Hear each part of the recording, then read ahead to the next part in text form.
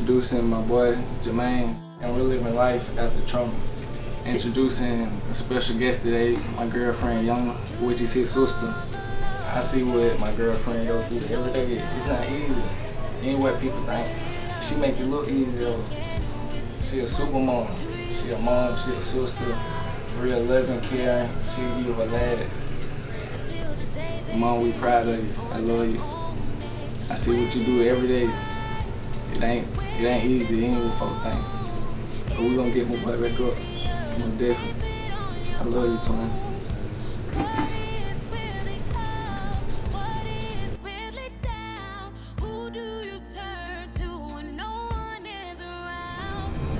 Fresh family, welcome back to the podcast, Life After Trauma. We're going to continue our series on caregiving, and today we have with us a very young caregiver, Ayana Williams. Welcome to the show, Ayana. Hey. How are you? Good. So you're probably one of the youngest caregivers that I've met. Can you give us a little bit of backstory on how you became a caregiver? First of all, who are you a caregiver for? Jermaine, my brother. And how old is your brother? 25. How old are you? 24. So a 24-year-old caregiver, that's a lot. And I understand that not only are you a caregiver, but you're a mom. How old is your son? 3. So you have a 3-year-old son, and you're a full-time caregiver for your 25-year-old brother. Yes. Can you give us a little backstory? Tell us a little bit about, before we find out like what happened with your brother, give us a little bit of backstory. Tell us about your relationship with your brother before his accident. Okay, my relationship with Jermaine before he got into an accident, we was so close because it always just been us two, me, him, and my grandma. So we was close. He just wanted me to just finish school. He didn't want me to have no baby. I had a baby after he got into the accident. After his accident. Yeah, okay. that's when I had a child. And we were just close.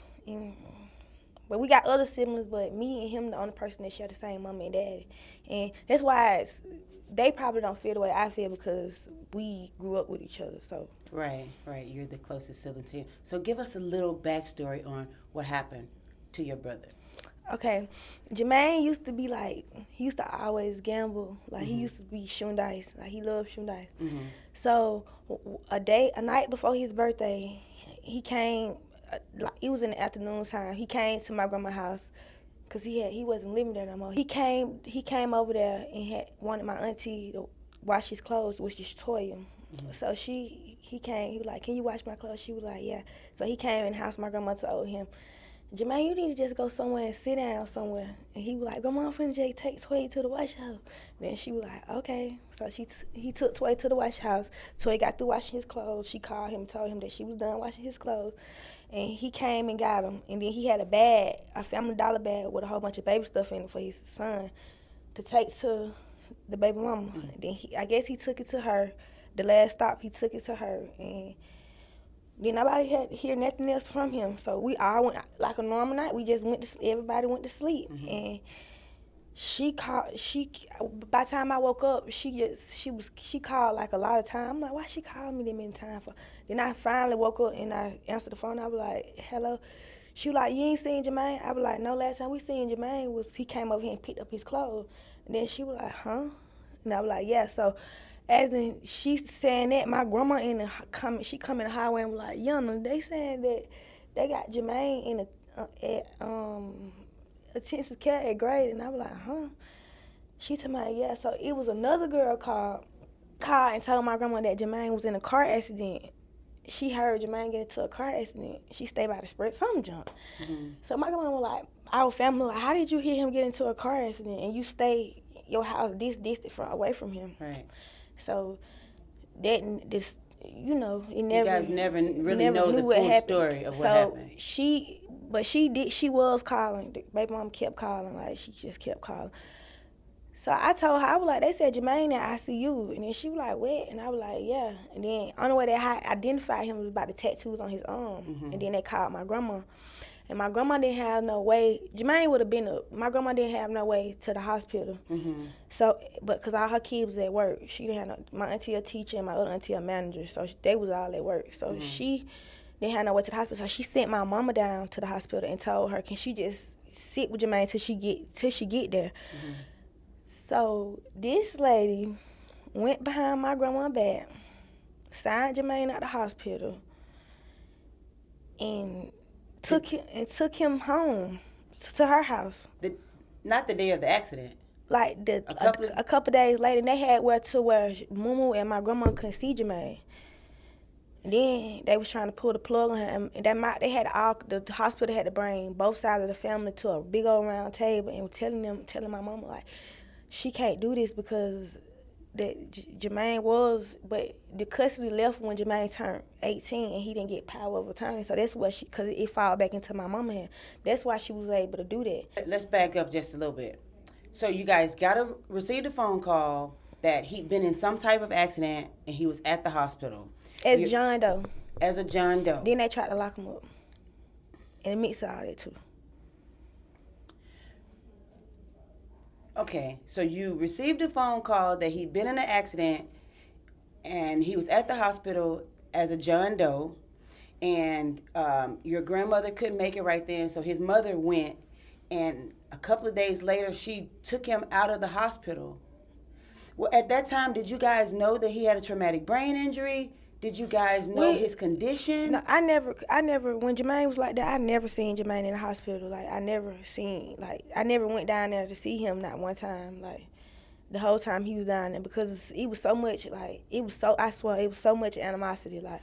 Wait, so you guys didn't go to the hospital? You didn't go to the hospital when the accident first happened? And what year was this? How long ago? That was in 2021. In 2021? 2020. No, 2020. That happened in 2020. Okay, so in 2020. Yeah. And it was in the midst of COVID, too, mm-hmm. So it wasn't easily accessible for people to get in and out of the hospital. See, look, and then they was, and the only way Mumu could see him, she had told him she was his sister, which is me. So that's how she was able. So I didn't never go. I never went down there to see him, not one time. So after the accident, how long after the accident was it before you actually saw your brother? I seen Jermaine when Jermaine because I didn't see him when he got to my mom. I wasn't talking to them, and I was pregnant too, so it was just my emotions was everywhere. Yeah. So I didn't see him. I didn't see Jermaine until, like, I made it right with my mom. That's when I seen Jermaine. So approximately how long? So the accident was October of 20? November. It was November of 20? November the 10th. Okay, so November the 10th of 2020, and his birthday is? November the 11th. November 11th. So the day before his birthday, you saw him, he picked up his clothing and everything. Mm-hmm. And then you didn't see him again for approximately how long? What month do you think it may have been? I was like 8 months pregnant 7 months pregnant with money when I seen Jermaine. And what month did you have your son? In 2021. And what month? In July. Wow, so from November of 2020 until maybe April or May or so? It was around Mother's Day. So May? Yeah, when I seen Jermaine. My first time seeing him. Wow. And what was your thoughts when you saw him? How did he look when you saw him? What condition was he in? He looked like he wasn't happy. And I knew if he would been with my grandma, if my grandma would have got Jermaine when it first happened to Jermaine, he would have been up by now. So from November of 2020 until May of 2021, he was with your mother. No, he with my mama up until from 2020 to 2023. We just got Jermaine. You remember in January? Wow.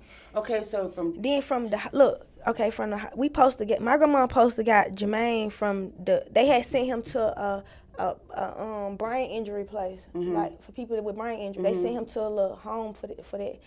But they said that he wasn't He wasn't responsive to them, so they just had him landed, and that's when Jermaine retained a bed sore. But the hospital just told my grandma recently that wasn't a bed sore. That come from somebody let him lay in his feces and it was in through his skin. That's what they had told my grandma. The recent when he went to the hospital. So my mama, really Jermaine could have been she was leaving him in the house by herself and stuff. Well, Oh, okay. So after you finally saw him, and he was with your mom, you guys had mended your gap, and you went and saw your brother, and you didn't become his caregiver at that point. Another year and a half passed before your grandmother actually got custody of him, and then he moved in. So how did your life change once he moved in with you and your grandmother? He was coming over, like, spending the night. Like, I will go get him, and he'll spend the night. But he was in a hospital. Now, when I met him, he's totally confined to a hospital bed, nonverbal. He can't move. He can't do anything on his own. How were you guys transporting him? My mama used to have a car. But before all this, she had a car. So she'll have Jermaine. Help my mama, which is our stepdad, help her pick him up and put him in a car, like in the front seat in the car, and put his, like, it was unsafe because his body goes straight. So my grandma was like, I gotta get Jermaine, like, Right. So she ran into some trouble, and she just needed me to come get Jermaine. I promise. The day I went and got Jermaine, my best friend had took me over there to get Jermaine.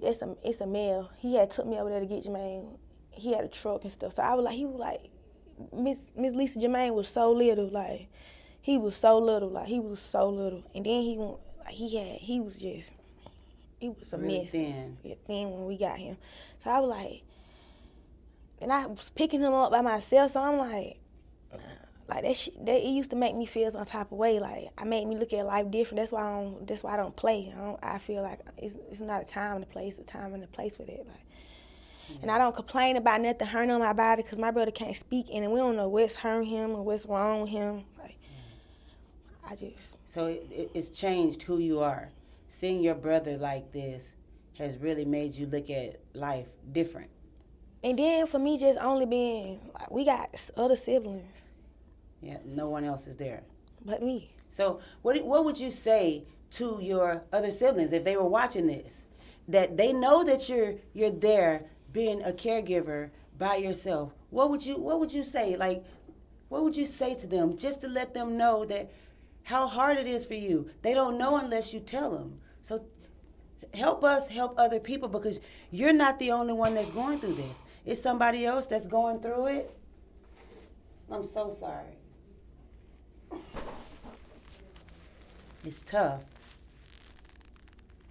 But I commend you in your strength for being there for your brother, because I really think that you're doing for your brother what you would want to have someone do for you. Is that correct? I've saw you interact with him and give him a full-on soapy bath. I've seen you feed him and sing with him and dance with him, and I commend you, because it takes a special person. It takes a special person, and understand he wouldn't be in the position that he's in today. He's gained a lot of weight since he's been with you from the beginning. So, pat yourself on your back and give yourself strength. Give yourself, some credit. But what would you say to your other siblings that you feel like just, don't do enough? What would you say to them to try to get them to understand? They don't know. You make it look so easy. I don't know, cause would you say, hey, it would help if you come by sometime and give me a little help? Ask us. I tell them that. They still. Well, understand this. I told you from the beginning, it takes a special person to be a caregiver. You have to care. And that doesn't mean that they don't care about him, but you have to care wholeheartedly to care for him. And then they say, you asked for this, so why you? I be like, what do you mean? Why do they think you asked for it? Because you went to get him when your mom called and says, I can't take care of him? No, because when that first happened, I was like, I was mad, like, so I wanted to fight everybody. Why were you mad? About the situation, the fact that that had happened to him? I Man, Jermaine is we only got each other and my grandma. And then I understand it can be frustrating, and I felt the same way. I felt like people were not there for me, that I really needed to be there for me. But in the same token, I felt like God put me in that position, and God sent you for Jermaine. He sent you to be his savior. God will use you, and you allow God to use you. And I commend you for allowing God to use you, because you firsthand know if Jermaine could get up right now, he would get up. If he would come and put something in your hand, he would. If he could, he would. And the only reason that he's not is because he can't. But that doesn't. It's because he can't right now. But that doesn't mean that he won't be able to.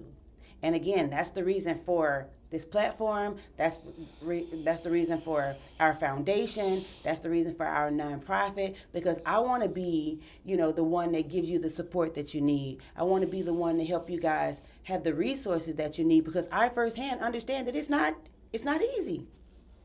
It's not easy. It's hard for me to see my son like that, and I know it's hard for you to see your brother like that, but also imagine and know that it could be worse. It could be worse. And God put you in that position, and you have to continue to ask God for strength and understanding. And they're not there for a reason. God removed a lot of people out of Jermaine's path. I told you that he doesn't remember a lot. He's lost his memory a lot. And until he starts to talk and to let you guys know how much of it that he's lost, you just have to lean on understanding from God that he's lost a lot.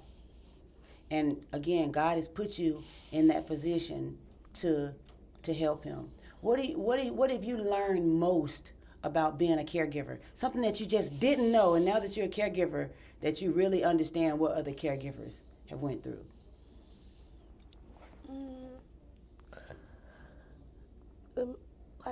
First, I didn't even like to deal with people, cause I'm not even a people person, Mm-hmm.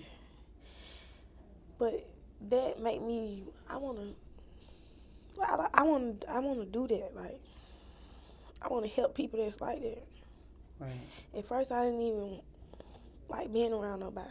Mm-hmm. With disabilities or inabilities. Yeah. People. Yeah. But now it makes you comfortable because you can pretty much understand what they're going through. And sometimes God does that to not just, it has a lot to do with Jermaine, but it also has a lot to do with you guys also. God does that and puts you in certain situations for him to open your eyes to things. And it's amazing that at this point that you want to be a caregiver and help other people. Like, that was my thing. Once it happened at Fresh, I'm just like, I really want to help other people, because I know how hard it is. I know that the fact that I've had conversations with you and you've called late like, hey, this is a lot. And again, to be a young mother and to be a caregiver, it's a lot. And I salute you. I really do. I'll say this, the benefit of anyone being around him is a great benefit. I can't stress that enough, because people leave. He probably had hundreds of friends, then you probably seen maybe 5 or 10 of them. And then every time they be like, Jermaine people always be like, Jermaine is such a good person, but don't nobody help and say, do y'all need some help? You tired, you want me to take over? I got it. I don't get that. Because they could never understand. The same way if you knew of someone that was sick or elderly or disabled before this, you could never understand what their caregiver went through. No. But now you can. Yeah. If you know one person in a wheelchair and whoever cares for him, you're like, wow, I know they go through a lot. Once upon a time, I was flipping and towing Jermaine by myself. Like, when he was on a regular, laying on a regular bed. But one of them little blow up hospital bed that you put on top of the bed. Mm-hmm. He was on one of those. So I'm flipping him on the other side of the bed, picking him back up by myself. I'm doing all this by myself. I got 6 brothers, like, but the other closest thing to us is my brother Ian. Like, he made sure Jermaine's straight, and he's incarcerated. He made sure he called every day and say, just put the phone in Jermaine's ear so I can holler at him. We got a big brother. He don't do, like, I don't know. I don't understand it. I don't get it. Like, he helped all them. Like, Right. No man left behind. Like, but it's not the same for him. That's what hurt my feelings so bad. 'Cause, like, it's our brother, but you'll go. Yeah, I feel the same way. I feel that my Fresh had so many people that he did things for, and when he was in his worst time, people were not there for him. But that just goes back to me keeping myself strong and keeping him strong, and to say nobody owes you nothing. Nobody owes you. And those are some tough words for me to say. Don't look for no one to be there, because nobody owes it to you. You owe it to yourself. You're there for Jermaine because you want to be. Nobody's making you. You take care of him because you want to take care of him. As soon as you know that he's dirty, as soon as he walked in the door, he came in the door last week, what did you do? You start to give him a bath. Immediately. He wasn't in 5 minutes, but you were uncomfortable. You were dissatisfied with the way that he returned from the hospital, wet, not clean, and you immediately jumped into action. Everyone doesn't have that trait. That's a caregiver trait, because you genuinely care. You genuinely know if that were you in that bed and they brought you in like that, hey, y'all change me. Even if you can't say it, you can think it. And then you feel like Jermaine can think it too. Like, yeah, I know I'm wet. You want me to change you? And he goes with the I. So again, I congratulate you and I salute you. But remember, everybody's not a caregiver. And they don't have a caregiving spirit. And they don't know how to. And speaking on them not knowing how to, can you give us a little bit of background of how you learned? Because the way I understand it, it was just that they just dropped him off, and you just started to try things. Yeah, and then, yeah, when I used to be like go over there to the house and just go see him, I used to see how she used to be. She probably used to think I'm watching, but I used to be watching her because I knew that I was gonna have him, so I used to just be watching. And then I don't know. It just came when I just be doing stuff every day. I do it every day, so it just came like to me like it got that. easier and easier. So now it's not as hard. It just when he just be like when he ain't feeling it, that just make me. Yeah, when you see he's a little upset. So walk us through a day in the life of Ayana. How does your day start with you having a 3-year-old son? Number one. Okay, I get up in the morning. I get up in the first. My grandma, she pray. Mm-hmm. We pray in the morning. We go back there with Jermaine, and I've been brush my teeth and wash my face, and then playing with money in the bathroom for about 10 minutes. Then I go back there with Jermaine, wash his face, then get his little thing and wash his mouth out. And then my grandma be back there already, like at 7:30. Been back there for about a couple hours already. While we sleep, she's back there talking to him. So by the time she leave out of there, I feed him, get him 2 meals, and then. How do you feed him? Like I feed him through the PEG tube. The stomach tube. Yeah. Okay. And then wipe him down, change his gowns, and wipe his feet off, change his socks. And talk to him and lollygag with him for about 30 minutes. Then I go in there and pray to myself. And we be, because now we looking like. Oh yeah, you're moving. Yeah, we moving. So I've been packing stuff every day, throwing stuff away. Then I get on, because I'm looking for Jermaine a bigger bed, like a regular bed, but what you told me about. So I've been looking for that, but They talking about we gotta get some junk. So I been.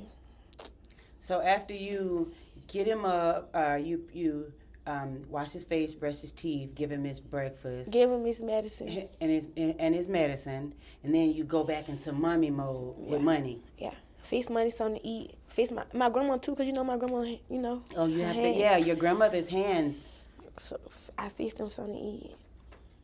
So you're a caregiver for 3 people Yeah. at 24 years old. What is your life like outside of caregiving? See, I done did all that. I done did all the running, and I done did that already. So now it's wind down time now. It's time to, ain't nothing time to do nothing but stand on business now, cause I done did everything. So I don't So all day, every day, you're just home. with my brother. You don't have a social life outside of. I don't got no friends. You don't go hang out with friends, No. to the movies, on dates, nothing. It's just at home every day. With Jermaine. Wow. Wow. I don't go nowhere. But you understand you have to take a little time for yourself. And that's where I come in at. Because I want to make sure that you have a little time for yourself. I want to make sure that you have a time to kind of breathe a little bit, I be so locked in with him because like he feel like, and now he at this point where now he feel like Jermaine feel like he ain't got nobody. So I be, locked in with him. Like I be trying to let him know, Like, every time I come in the room, he just smile. Anybody else in there, he just, then when you walk in there, he just.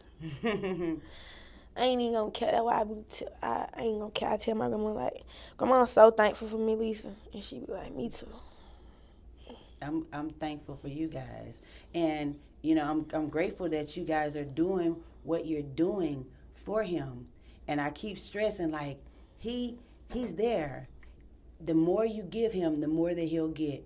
And I want to do, again, everything in my power to help you guys get him to regain his life back because he deserves it. He's 25 years old.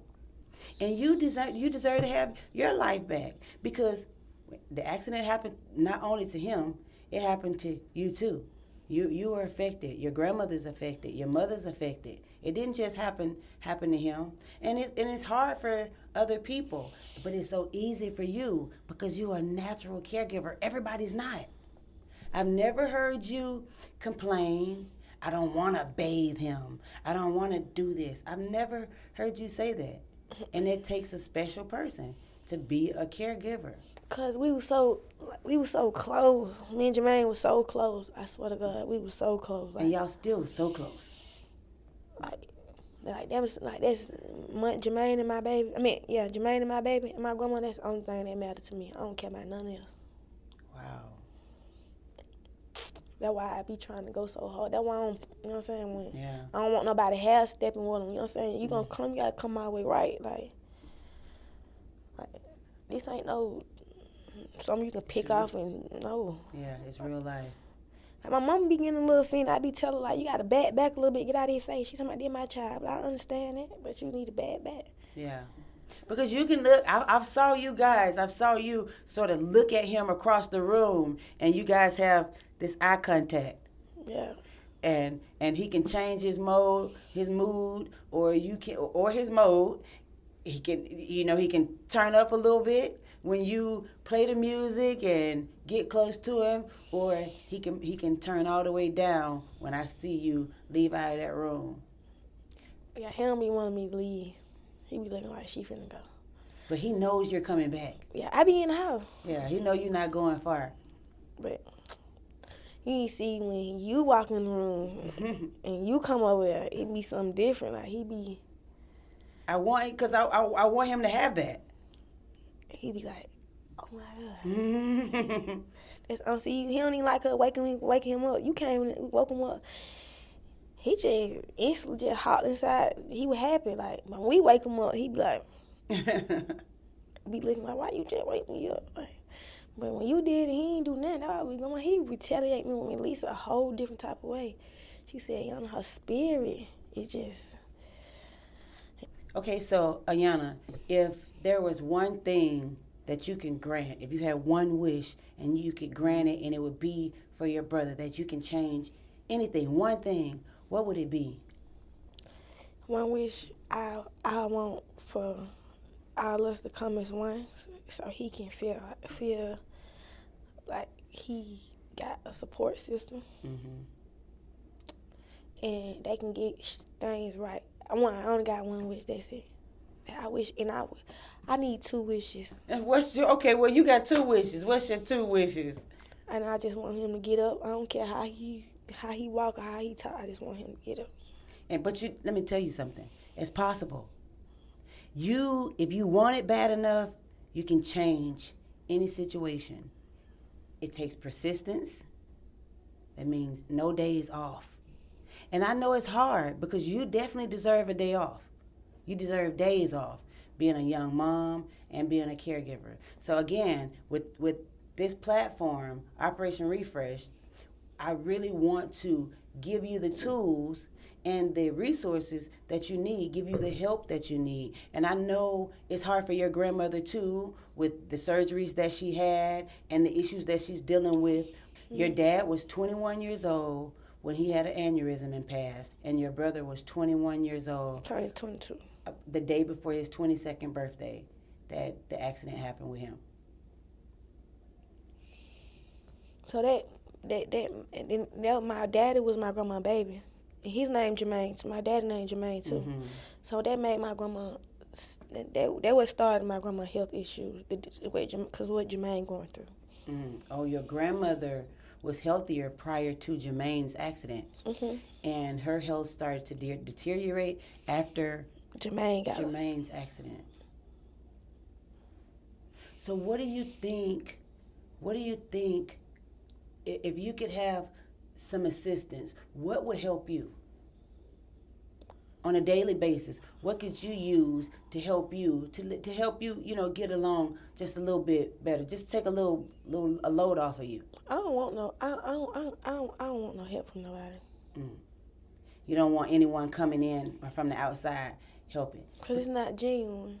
It was just because they feel like they have to. So, and I don't want nobody to feel, and he already, days he be going through, I don't want him to feel like he no burden on nobody. That's why I handle everything with Jermaine. I take consideration to handle it myself because I don't want nobody to make him feel like he just, because I'm going to go off on you. Right. And he's definitely not a burden. People have to continue to put themselves in other people's situation. Like somebody told one of our family members told my grandma that you and my grandma praised Jermaine like Jermaine was a saint or something. Oh, well, I do. Yeah, and I praise you the same way. And I was like, why would you even say the something? Ignorance of people, though, is something that you just can't pass, especially when they don't understand. People cannot understand this situation. This is why we're bringing awareness, because we know people cannot understand this situation until they go through it. If you don't go through something like this, there's no way that you can even imagine how hard it is. But when it's genuine, it makes it easier because it's a part of your everyday. And you to get somebody to help, they'll hair wash them. I ain't even going for nothing like that. Right. Because they not going to want to do it. So that's why people like, you want us to send a nurse in? Nah, you ain't got to do that. I got it. I'm going to have to go behind you and do it anyway. So I'm out of wheelchair. Then I got help. Yeah. My boyfriend. Absolutely. Okay, let's talk about that. Let's talk about being 24 and being a young mother and being a caregiver. How do you incorporate dating and having a boyfriend? Like, where does your boyfriend come into play in all of this? Even though I already know where the boyfriend comes into play, I want you to, come back and sort of tell us where the boyfriend comes into play and how does he feel? Okay, so let me ask you this. How long have you been dating?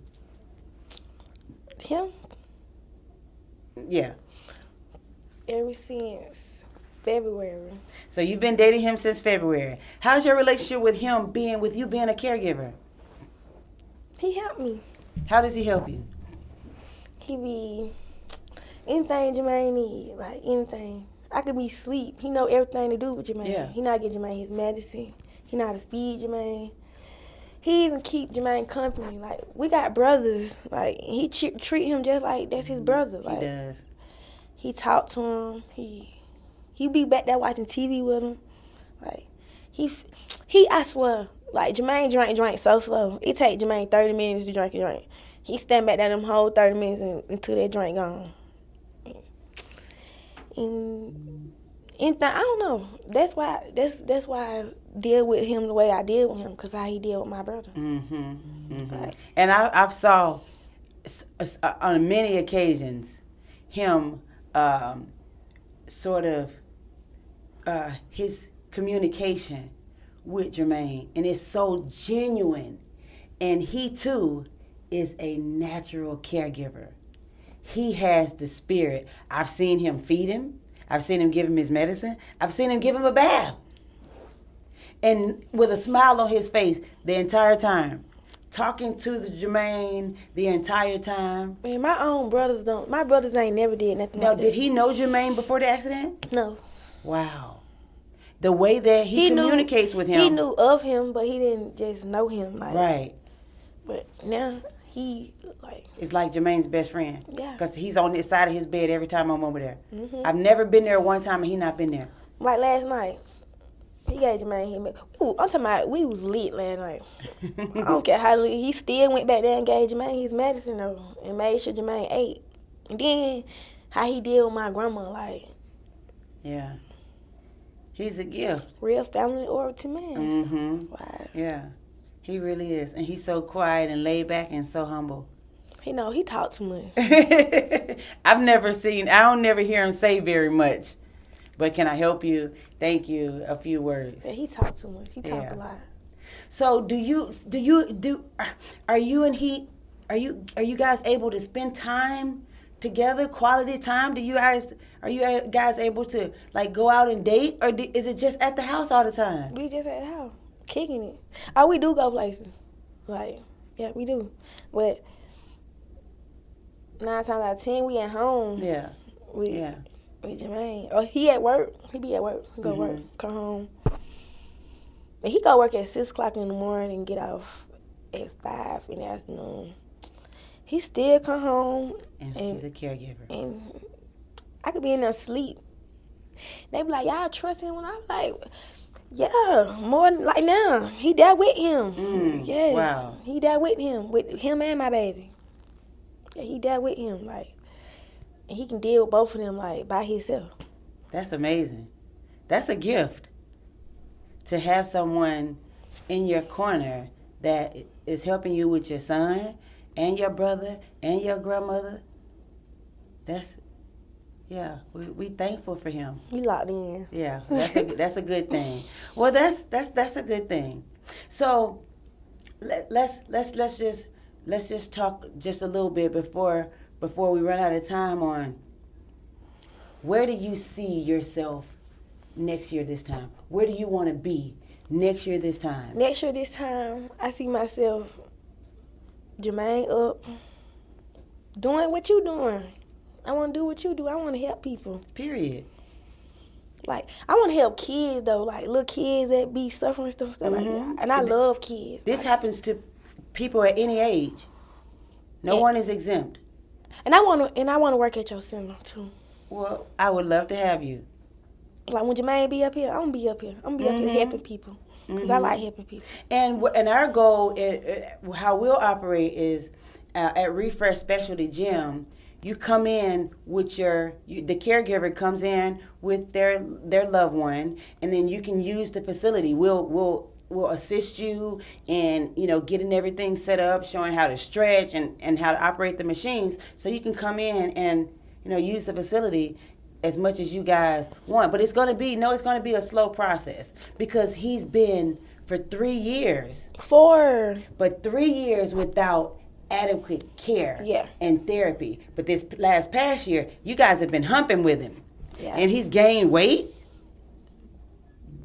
He did whisper something in my ear. I just want you to know that. Y'all, Jermaine can't talk. I said, Jermaine, I got something for you. All I need to do, I just need to hear you say a little something. Just give me a, he's like, I said, I'll take it. I'll take it. And that sounded like, hey, to me. So every time I want to get, and you encourage him the same way. Just tell him over and over again, bro, you can talk. Remind him that he can talk. Because he's really lost and forgot a lot of things. But the ability is there. He just needs the motivation. And it takes constant motivation. And then see how when Fresh walked in the room, Jermaine was smiling from Saturday all the way to about, ask my grandma about Monday. My mom said, he still smiling. I said, yeah, he still smiling. She told me, he woke his ass up, did I? Said, yeah. And that's what we want. Anyone that comes in contact with us, we want them to get have an amazing experience. We want them to have a good feeling. We want them to feel like we know that they're family and we there for you. And we want Jermaine to be up and go visit other people that'll go back and look at his story and say, hey, I remember that he was down. He was in the bed for 3 years, not walking, not talking. Then soon you get him up and get him to start talking, he gonna be like, boy, you talk too much. Well, we want that. We don't care. He's gonna say some things that we don't want him to say maybe in the beginning, but we want him to do that. We want him to talk and say, once he starts mumbling and humming, he's gonna do it a lot. Once he realizes that he can hear his voice, but we just have to continuously push him for him to hear his voice. So if you could say something, now Jermaine is going to see this. So we want you to give a message to Jermaine on how you feel about being his caregiver. What'd you say to Jermaine? Duck, I love you, and you make me just, sometimes you have my mind everywhere, but I still, because I know you'll do the same thing for me, but I know you know what I'm saying, like, you stand on big business with me anyway, because you think you're my dad, but I want you to know that I love you, and I tried to bring everybody together, and I just want you to get up, that's it. And I want you to be happy, and I want you to move on with your family and take care of your kid and be the man you're supposed to be, that you was raised to be. And just know we locked in for life, and there ain't no switching up ever. Like, and I'm always stick beside you no matter what. And you know that though. But that's it. Okay. I think he would take that wholeheartedly. And he already knows that. So tell me this. Tell me what have you learned about yourself? The strength that you've learned since you've been taking care of Jermaine and you've been a mom and you've been a caregiver for your grandma. What have you learned about yourself throughout this entire ordeal? I never knew I had so much patience. Cause my mom be like, I got a lot of patience. This made me, patience is the key. You gotta be patient. Like, and you always gotta be humble. Cause any given moment, it can be gone. Like, you gotta be humble. You gotta always humble yourself. No matter how much you got or what you gotta always be humble. Like, you can never think you better than nobody. Cause it can be that today and gone tomorrow. Cause I used to be so ungrateful, and you see, he had to sit me down and humble me, and I had to humble myself. And now, I done came to reality, and I done humbled myself. So take us out. Tell us, talk to the caregivers now, because this episode is on, this series is on caregiving, and we know that being a caregiver is hard, especially mentally.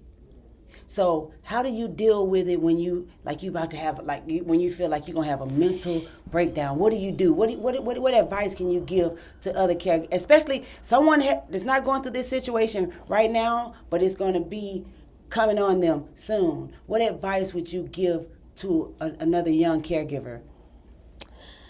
Like when it's getting hard, you gotta just take a deep breath. Like when it's getting hard for me, I go cry to my grandma. Like, Grandma, I'm tired. Then she be like, Yana, you know, I can't do it. Somebody gotta do it. Yeah, So what about another caregiver when they don't have a grandma to go to and say they're tired? When they're just tired and they feel like just walking away, what would you say to them to give them the strength to stay and keep going? You gotta always remember, like, whatever did was me. That's it. This could be you. So that's how I go about it. I don't even like. I totally understand. And this could be you. No one is exempt. And we just have to continue to push forward because we don't know what tomorrow brings. But I know one thing. Failure is not an option. Faith without work is dead. You can have all the faith that you want. You can pray all you want. But if you don't put in the work, nothing's going to change. And I also know that nobody owes you anything. There's not going to be anybody to come. Thank God that he sent me to you guys. And thank God he introduced you guys to me because I feed off of y'all's energy too. It pushes me. And we love you. I love you guys too.